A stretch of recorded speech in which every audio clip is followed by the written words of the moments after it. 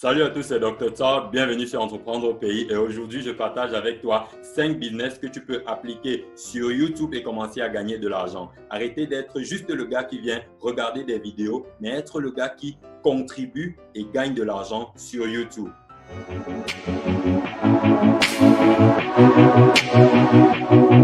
Bienvenue sur cette chaîne et sur cette chaîne, je partage du contenu sur le business en ligne et sur l'entrepreneuriat pour te permettre de construire un business pérenne à partir de l'Afrique. Si toi aussi tu veux rejoindre cette aventure, deux choses à faire. La première, va dans la barre de description et télécharge le guide que j'ai intitulé le guide du business automatisé en ligne qui va t'aider à lancer un business sur Internet et commencer à gagner de l'argent avec. La deuxième chose à faire, c'est clique sur le bouton rouge s'abonner pour t'abonner à cette chaîne et recevoir régulièrement nos vidéos business quotidiennes. Le premier métier que je t'invite à faire sur YouTube, oui, je dis bien YouTube parce qu'il y a des métiers sur YouTube qui sont nés avec l'avalanche de digitalisation et notamment l'avalanche de digitalisation vidéo. Nous savons tous que le contenu vidéo est le contenu le plus consommé au monde, c'est le contenu qui convertit le plus, c'est le contenu à partir duquel les gens gagnent le plus d'argent. Voilà. Donc le premier business que je t'invite à faire sur YouTube est le business de graphiste. Le graphiste sur YouTube peut gagner des sommes faramineuses d'argent parce que comme vous le savez sur YouTube, tout créateur a besoin de personnaliser sa chaîne en mettant une bannière. Vous avez certainement vu cette image qui apparaît lorsque vous ouvrez une chaîne sur laquelle le créateur écrit le nom de sa chaîne, peut-être son slogan, le nombre de jours ou les jours où il publie des vidéos, etc. Donc en gros, en tant que graphiste sur YouTube, tu peux tout simplement contacter des créateurs dont tu penses que les bannières ne sont pas bien faites ou peuvent être mieux faites ou peuvent convertir mieux et leur proposer donc comme ça de réaliser leur bannière à leur place. 4 éléments que tu dois faire apparaître sur toute bannière que tu aides un constructeur ou alors un créateur de contenu sur YouTube à mettre. Les 4 éléments sont les suivants. La première chose, te rassurer que le nom de la chaîne apparaît sur la bannière. La deuxième chose, te rassurer également que le slogan ou alors le contenu décrit en une phrase apparaisse également sur la bannière.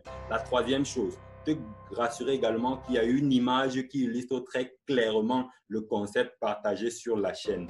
Et la quatrième chose, la fréquence de publication de cette chaîne. Tu dois donc te rassurer que si ces 4 éléments apparaissent, en fait, tu dois juste te rassurer que chaque fois que tu fais une bannière pour un créateur sur YouTube, que ces 4 éléments apparaissent. Et de la même façon, tu peux donc tout simplement aller sur YouTube, visiter toutes les chaînes sur lesquelles tu as l'habitude de regarder des vidéos. Et si une chaîne ne respecte pas les canons que je viens de partager avec toi, tu vas tout simplement contacter le créateur en question et lui proposer de lui faire une bannière, peut-être même gratuitement, et s'il l'aime, il peut te payer en retour, etc.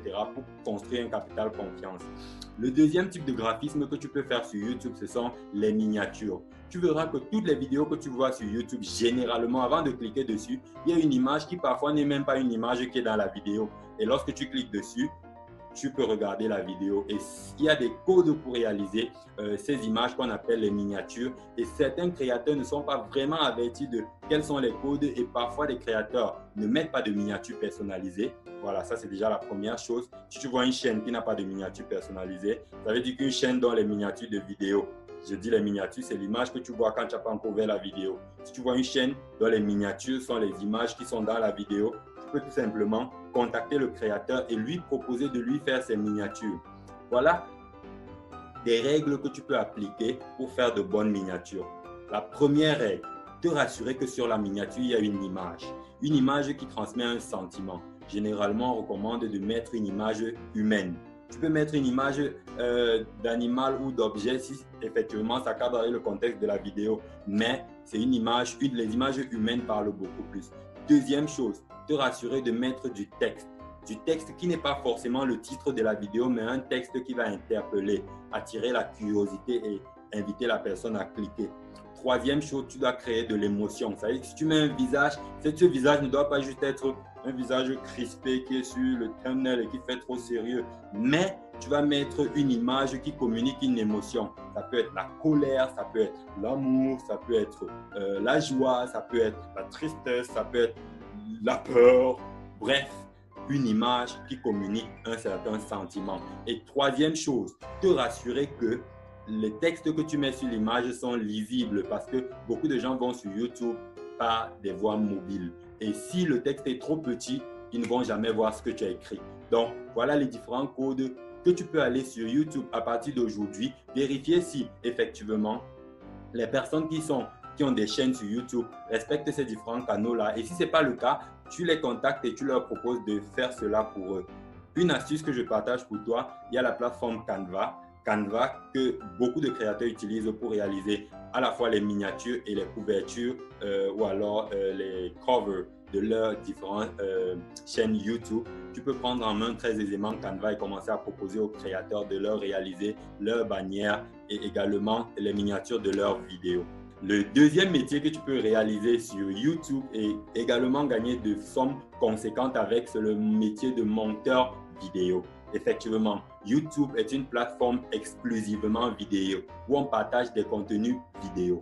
Et ces vidéos, généralement, peuvent être des vidéos qui ont juste été filmées et publiées ou alors filmées, ensuite montées et publiées. Et donc, tu vas donc proposer comme ça à tous les créateurs qui ont des vidéos qui, à ton sens, ne sont pas bien montées ou ne respectent pas les canaux classiques du montage d'une vidéo sérieuse et leur proposer de monter une vidéo. Si tu as déjà des compétences en montage de vidéos, et que peut-être tu es salarié dans une entreprise pour monter peut-être des spots publicitaires et autres, sache que tu laisses du cash sur la table en allant pas sur YouTube et en proposant à des créateurs qui ont déjà des salaires conséquents ou alors qui ont des gains assez intéressants, de leur faire le montage de leurs vidéos de façon plus sérieuse. Et donc, un monteur vidéo, comment est-ce qu'il travaille avec un YouTuber? Ce qu'il fait, c'est quoi? C'est que vous discutez d'un contrat qui peut être mensuel ou alors qui peut être par vidéo ou alors qui peut être par nombre de minutes montées. Et chaque fois que le créateur va shooter ses vidéos, on appelle ça en fait les vidéos crues ou raw. En français, ça donne les vidéos brutes. Et il va t'envoyer les vidéos brutes. Et ce sera donc à toi de monter ces vidéos. Certains créateurs t'envoient les vidéos brutes avec la façon dont ils voudraient que la vidéo soit montée. Quelle image est-ce qu'il veut à tel endroit, quel texte est-ce qu'il veut faire voir apparaître, etc. Et tu vas te servir de ça pour monter la vidéo et lui envoyer dans le fichier monté afin qu'il publie sur sa chaîne. Donc, si tu as des compétences en montage vidéo, tu peux aisément contacter des créateurs pour monter leurs vidéos et être payé très gracieusement. Mais si tu ne sais pas monter des vidéos, il y a des outils que tu peux aisément prendre en main pour pouvoir devenir monteur vidéo. Même avec des compétences de base, tu peux aider beaucoup de créateurs. On voit tous sur YouTube des vidéos qui ne sont pas assez bien montées et tu peux leur proposer comme ça de les aider à monter ces vidéos. Donc, le métier de monteur vidéo, c'était le deuxième business que tu peux faire sur YouTube et arrêter d'être juste consommateur et être également créateur. Le troisième business que je t'invite à faire sur YouTube et également gagner de l'argent, c'est le métier de transcripteur. C'est quoi un transcripteur? Un transcripteur, c'est tout simplement une personne qui prend une vidéo qui a été réalisée et en fait une version texte. Ça veut dire qu'en gros, c'est du texte qu'on va utiliser pour générer des sous-titres. Donc, ce qu'on appelle un transcript, c'est tout simplement un fichier qui met du texte et également du temps auquel le texte en question doit apparaître. Et ces fichiers qui sont générés par les transcripteurs peuvent servir de fichiers de sous-titres. Et il y a donc sur YouTube beaucoup de vidéos qui n'ont pas de transcription, qui n'ont pas de sous-titres. Et tu peux donc contacter tous les créateurs qui ne font pas encore de sous-titres pour leurs vidéos, en fait, de les aider en fait à faire de la transcription. Tu comprends avec moi tout simplement qu'il n'y a pas de compétences particulières que celle de parler la langue dans laquelle la vidéo est faite pour pouvoir être transcripteur. Quel est donc le bon côté à avoir des transcripts ou alors des sous-titres sur une vidéo? Parce que si tu contactes un créateur, il faudra le convaincre. Tous les créateurs ne savent pas en fait quelle est l'importance d'avoir des sous-titres sur une vidéo. L'importance d'avoir des sous-titres sur une vidéo, c'est de pouvoir déjà, premièrement, toucher des cibles plus grandes. Si tu fais des vidéos en français, sache que les Américains ne regarderont pas tes vidéos. Sache que les Britanniques ne regarderont pas tes vidéos. Les Chinois ne regarderont pas, etc. Si tu fais des vidéos en anglais, en même temps, il y a des pays qui sont francophones qui ne regarderont pas tes vidéos. Et si tu fais donc des sous-titres dans différentes langues, les sous-titres d'abord dans la langue native permettent aux moteurs de recherche de bien identifier quels sont les contenus qui sont dans ta vidéo. À l'heure actuelle, les moteurs de recherche ne lisent pas encore les contenus vidéo et donc quand tu as fait les sous-titres, il est plus aisé pour un moteur de recherche que de savoir que cette vidéo parle de temps et lorsque quelqu'un fera une recherche sur Google, cette personne donc pourra en fait accéder à ta vidéo tout simplement parce que le moteur de recherche a compris que le sujet dont il parle est abordé dans ta vidéo. Le troisième métier que je t'invite à faire sur YouTube, qui est connexe à celui dont je viens de parler, celui de transcripteur et celui de traducteur. Voilà. Un traducteur qui est un transcripteur fait un très bon boulot, mais il y a d'abord le métier de traducteur, c'est-à-dire une personne qui est tout simplement capable de prendre une vidéo et de faire une version traduite en une autre langue de cette vidéo-là. C'est-à-dire que si je fais une vidéo comme celle-ci dans laquelle je parle en français, un traducteur peut me contacter pour me demander de traduire ma vidéo en anglais et donc générer des versions anglaises de ma vidéo. Généralement, le traducteur va générer quel type de fichier? Il va générer des fichiers texte en la langue dans laquelle il a fait la traduction. C'est-à-dire, si je parlais en français, il va me générer des fichiers texte qui sont en anglais et qui pourront donc être utilisés par un transcripteur, ou alors si le traducteur peut également transcrire ou générer des fichiers de sous-titres en cette langue-là pour ma vidéo. Ça fera donc que dans une vidéo où je parle français, les Américains peuvent suivre, mais tout simplement, au lieu d'écouter ce que je dis, pourront juste lire ce qui est écrit. Et ça permet de toucher plus de cibles.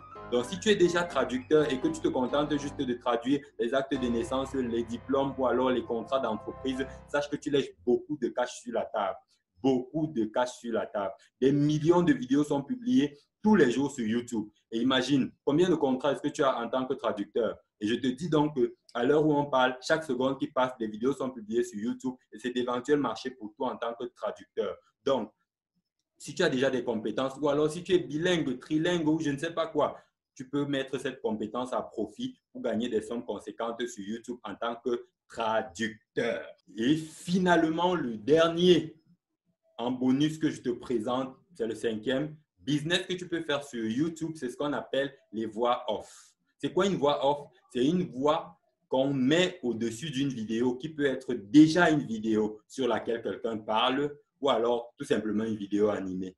On connaît tous des créateurs tels que le Lama Fâché ou alors Brightside ou alors il y en a plein sympas qui font des vidéos dans lesquelles on ne voit absolument pas leur tête. Et donc, les personnes qui font ce genre de vidéos, on les appelle les créateurs ou alors les artistes de voix off. Ou alors, oui, je pense que c'est comme ça qu'on appelle ça, voix off. Il y a un autre terme, mais si ça me revient, je vais vous en parler. Mais déjà, tu peux faire ce qu'on appelle de la voix off. C'est-à-dire que tu poses ta voix sur une vidéo. Et ceux qui font de la voix off peuvent prendre une vidéo dans laquelle je parle en une langue et la traduction qui a été faite par un traducteur est faite de la voix off dans la langue suivante. Nous voyons tous, par exemple, des films nigérians où ça a été fait en anglais, mais on écoute en français. Généralement, c'est des acteurs ou des gens qui posent leur voix au-dessus de ça. On appelle ça donc de la voix off. Ceux qui font de la voix off, généralement, c'est des personnes qui ont une voix quand même assez particulière. Parce que faire de la voix off, puisqu'on ne voit pas ton visage, ta voix doit quand même attirer de l'attention et d'être assez constante. Et donc, si tu es musicien, si tu es une personne à qui on dit généralement ta voix là, elle est, je ne sais pas, chromée, elle est jolie, elle est belle, etc., sache que tu peux faire de la voix off. Ceux qui font par exemple de la voix off peuvent faire des spots publicitaires. Vous voyez par exemple des spots dans lesquels on dit des trucs du genre bienvenue dans l'institut, machin, etc., etc. Bref, c'est de la voix off. Et si tu as une voix qui peut se poser facilement sur ce type de vidéo, ne pas faire de la voix off, c'est laisser beaucoup d'opportunités que tu peux naturellement capitaliser et faire à partir de chez toi. Donc, c'était 5 business que tu peux faire sur YouTube et commencer à gagner de l'argent aujourd'hui sans sortir de chez toi. Donc, je partage ces astuces avec toi pour que pendant cette période de confinement où nous sommes appelés à ne pas sortir pour éviter la propagation du virus, tout simplement, tu peux donc commencer à gagner des sommes substantielles à partir de chez toi. Si tu as aimé la vidéo, donne-moi un pouce en l'air et n'hésite pas de commenter en dessous de cette vidéo pour me dire comment est-ce que tu l'as trouvé, quelles sont tes appréhensions, quels sont les business parmi les 5 business dont j'ai parlé qui t'intéressent le plus. Et n'hésite pas également à t'abonner à cette chaîne et à revenir demain pour une nouvelle vidéo business.